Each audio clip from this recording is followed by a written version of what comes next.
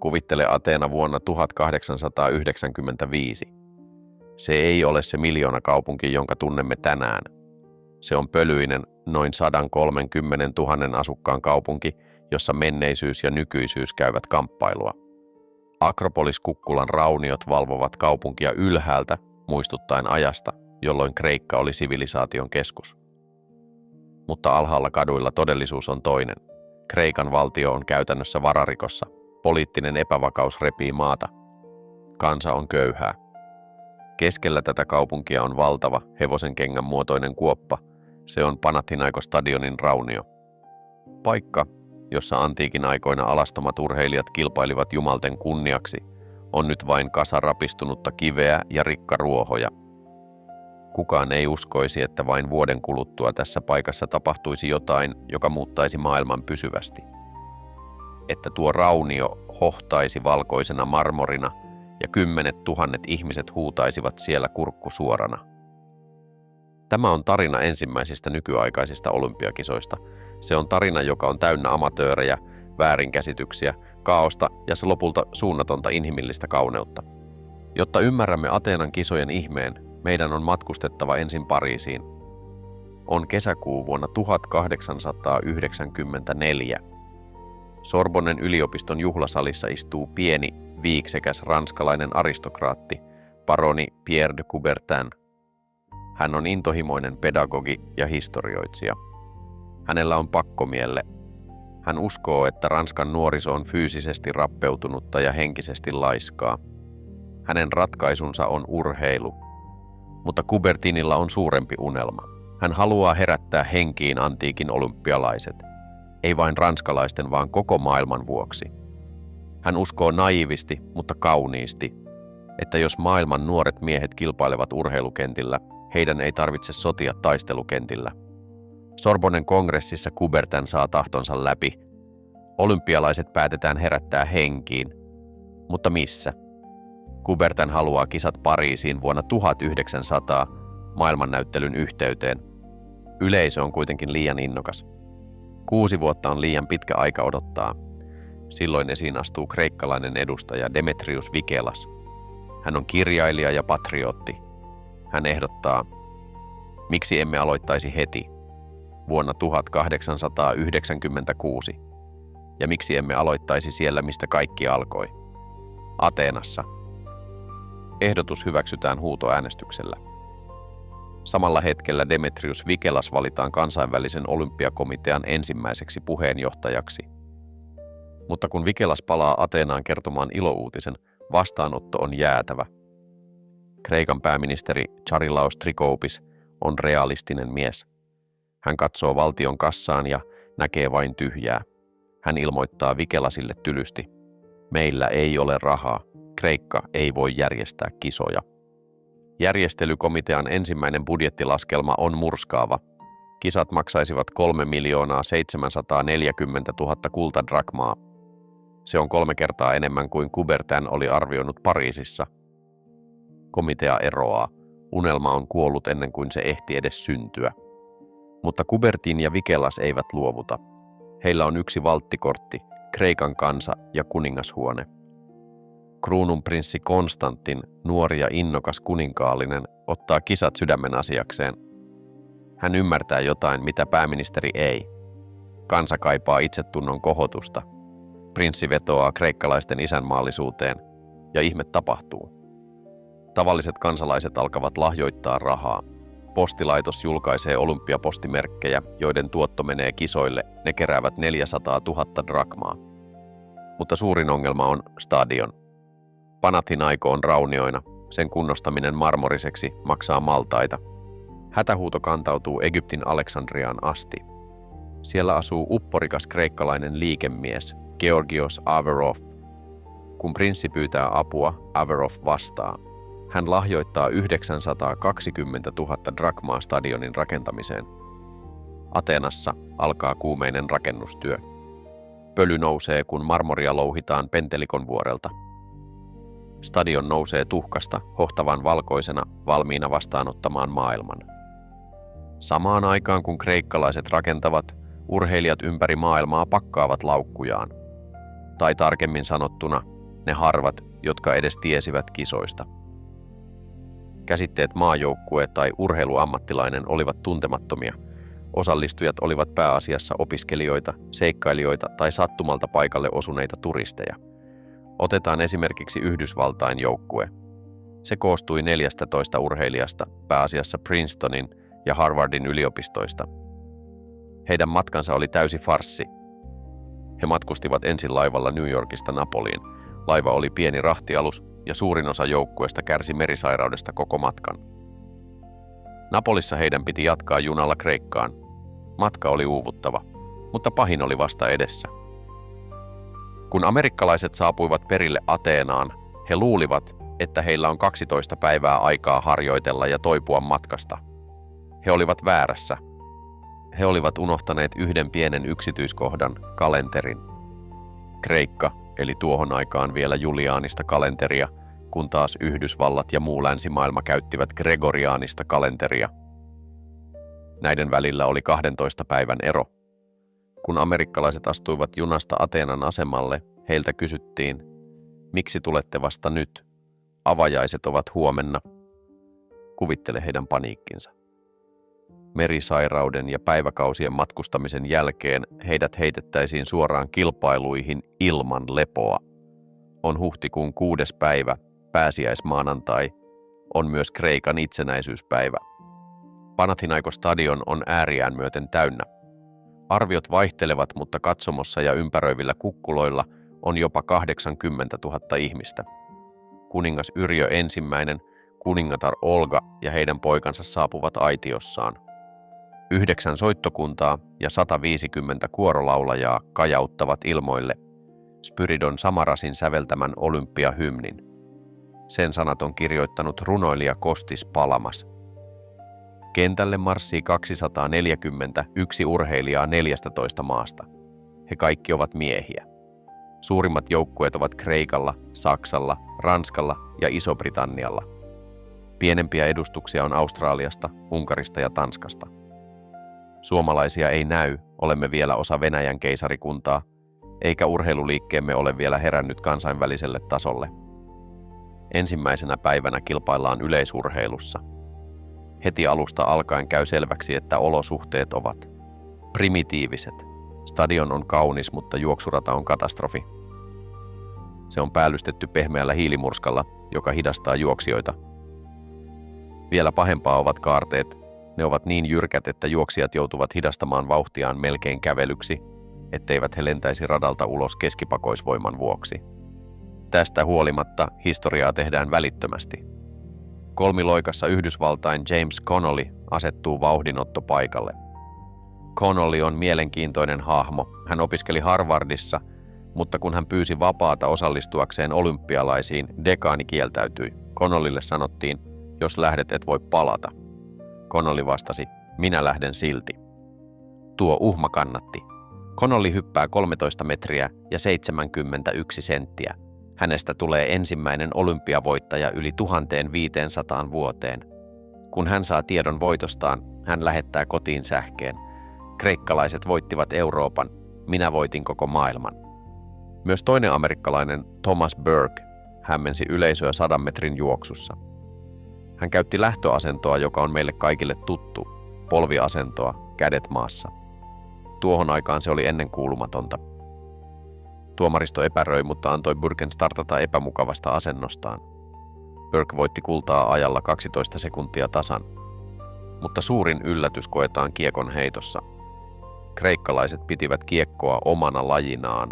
He olivat harjoitelleet sitä antiikin patsaiden asennoissa vuosikausia. He olivat varmoja voitosta. Kilpailuun ilmoittautuu kuitenkin myös amerikkalainen Robert Garrett. Garrett ei ollut koskaan aiemmin koskenutkaan oikeaan kiekkoon. Ennen kisoja hän oli Yhdysvalloissa yrittänyt teettää kiekon sepällä antiikin kuvausten perusteella. Siitä tuli 10 kiloa painava metallimötikkä, jota oli mahdoton heittää. Kun Garrett saapui Ateenaan ja sai käteensä oikean, vain 2 kilon painoisen kilpailukiekon, hän nauroi. Tämähän on kuin höyhen. Itse kilpailussa Garrettin tyyli oli kömpelö.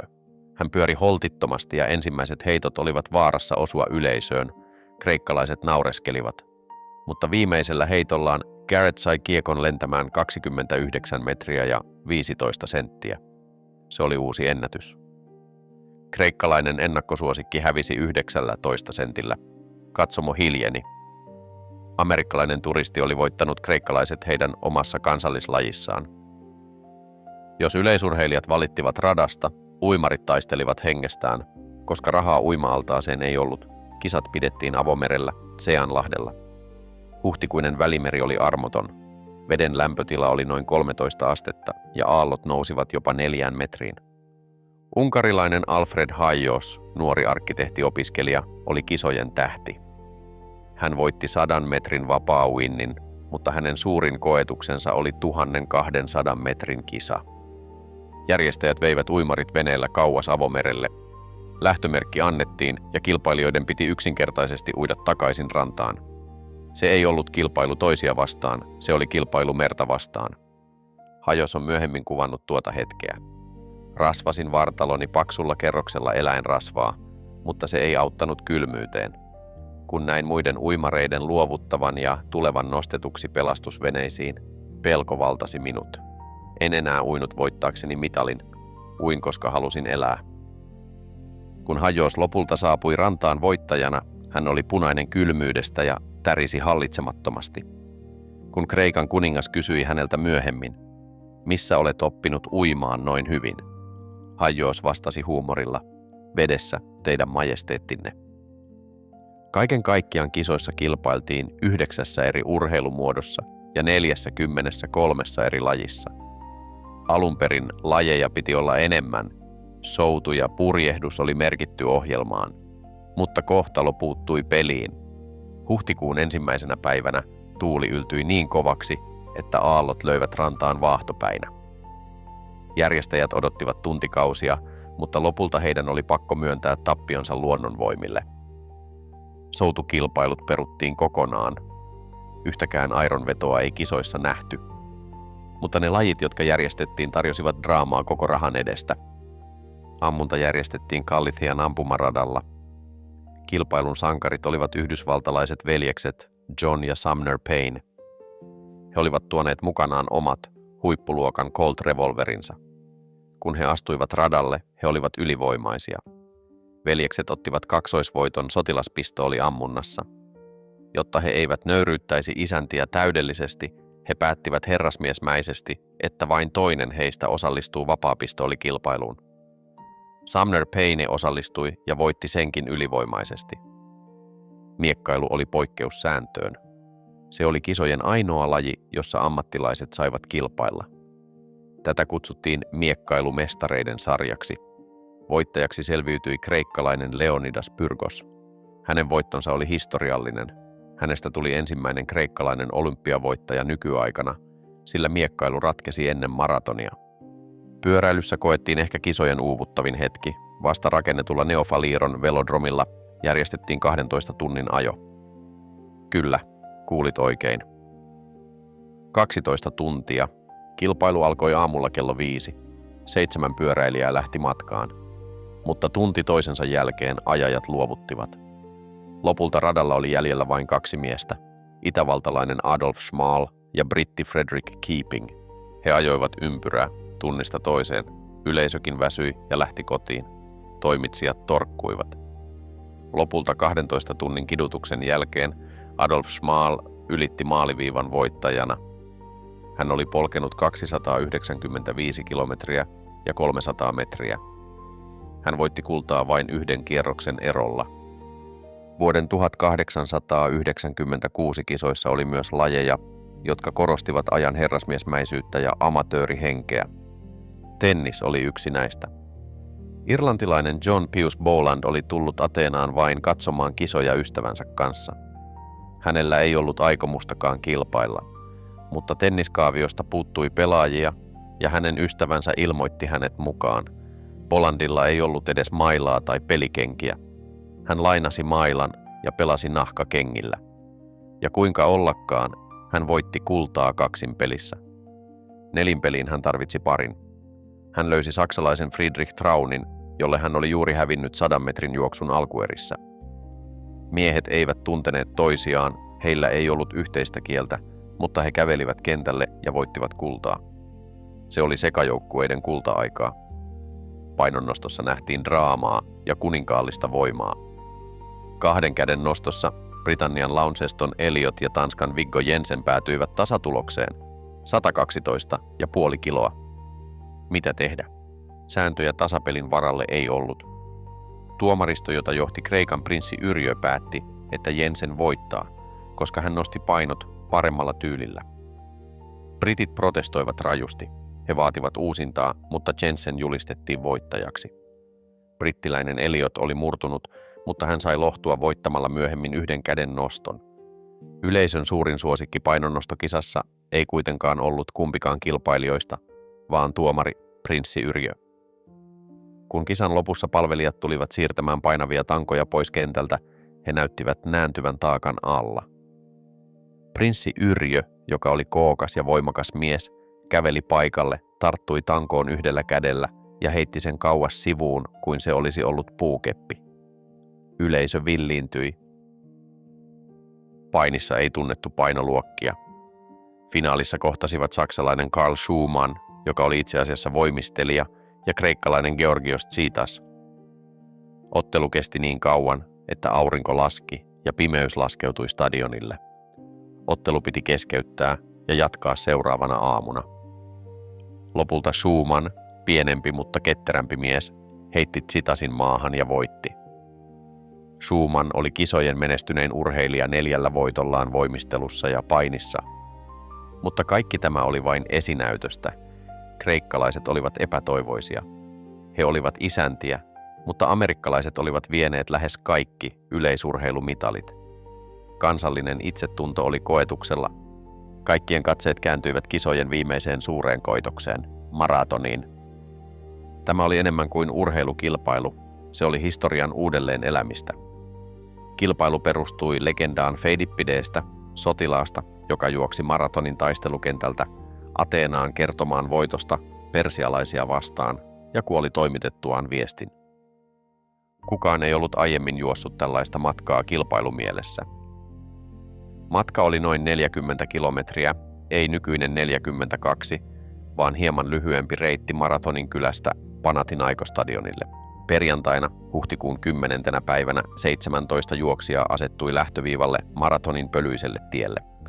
Heistä suurin osa oli kreikkalaisia, mutta mukana olivat myös ennakkosuosikit: Australian Teddy Flack, Ranskan Albin Lermousio ja Yhdysvaltain Arthur Blake.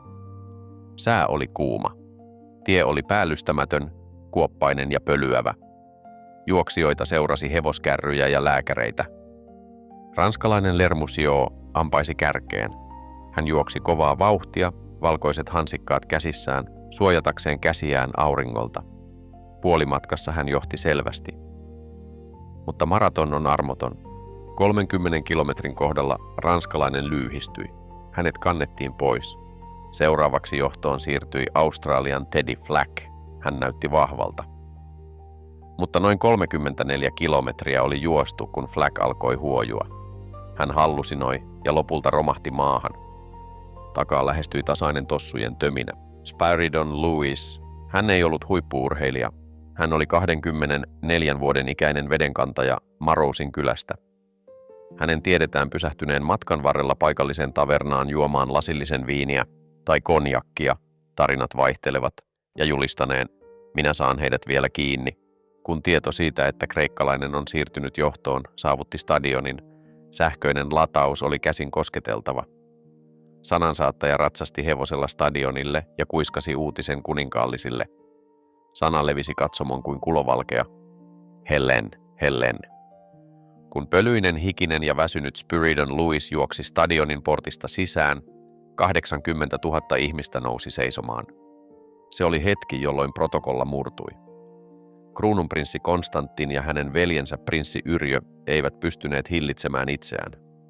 He hyppäsivät kuninkaallisesta aitiosta alas juoksuradalle.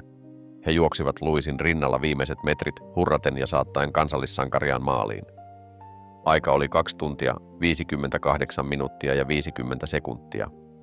Spyridon Lewisista tuli silmänräpäyksessä elävä legenda. Naiset heittelivät korujaan hänen jalkoihinsa. Kauppiat lupasivat hänelle ilmaisia vaatteita, ruokaa ja palveluita loppuelämäksi. Jopa parturi lupasi leikata hänen hiuksensa ilmaiseksi ikuisesti. Mutta Spiridon Louis oli vaatimaton mies. Kun kuningas kysyi häneltä, mitä hän haluaisi palkinnoksi, Louis mietti hetken ja vastasi: "Haluaisin hevosen ja uudet rattaat, jotta voin kuljettaa vettä helpommin." Kun pöly laskeutui, oli aika laskea saavutukset.